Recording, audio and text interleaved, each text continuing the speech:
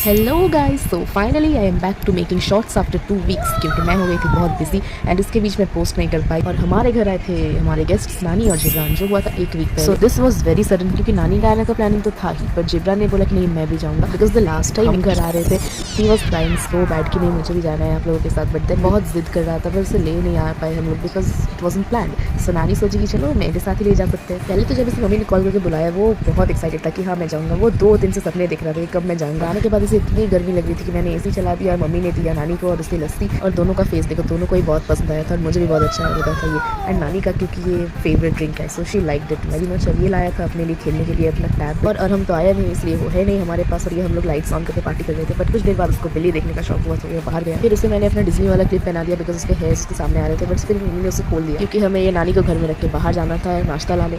सो हम लोग चारों चले गए और बीच में घर जाने का जिद भी स्टार्ट हो गया था। पर बच्चा का हल्का सा डेरी तो है भूल गया और हम लोग पहुंच गए स्टोर पर। उसके पहले इसने दोनों को आइसक्रीम खरीद दिया और ये दोनों ही मिलकर खाने लगे मुझे बिना दिए। आइसक्रीम उसने दिया था और ये जब तक ऑर्डर रेडी हो रहा था लोग खा रहे थे।